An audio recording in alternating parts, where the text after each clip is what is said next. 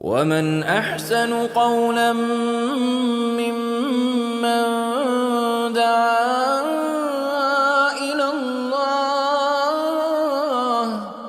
وعمل صالحا وقال إنني من المسلمين.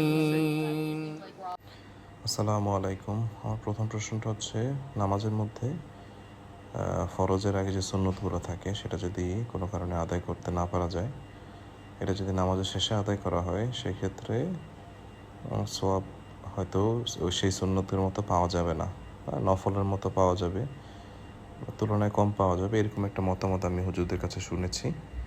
এটা কি আসলে হাদিসের কোনো দলিল বা এটা সত্যতা আছে কি না, আমাকে এটা একটু জানাতে হবে। আর একটা দ্বিতীয় প্রশ্ন হচ্ছে, হুজুর আমরা মুসাফির থাকাকালীন যেমন জোহর বা আসর একসাথে মিলিয়ে পড়তে পারি, এটার ক্ষেত্রে আমি একজন মতকে পেয়েছি কিছু, যে জোহর এবং আসরের ওয়াক্ত, জোহরের ওয়াক্ত যেমন যদি শেষের দিকে হয়ে যায়, আসরের ওয়াক্ত যদি শুরুর দিকে থাকে, এমত অবস্থায় দুইটা একসাথে পড়া যাবে, এছাড়া পড়াটা যাবে না, এরকম কিছু মতামত আমি আমাদের হুজুরদের কাছে পেয়েছি। কিন্তু আমার জানা মতে এটা যে কোনো ওয়াক্তের সময় একসাথে পড়া সম্ভব। একটু জানাবেন।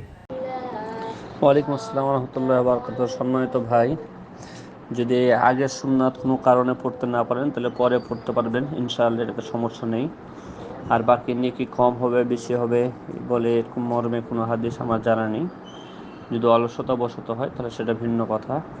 আর ওজোর যদি থাকে, যুক্তি কোনো কারণ থাকে, আশা করি ইনশাআল্লাহ আল্লাহ তাআলা নেকি থেকে মাহরুম করবেন না, তিনি পরিপূর্ণ নেকি দেবেন ইনশাআল্লাহ।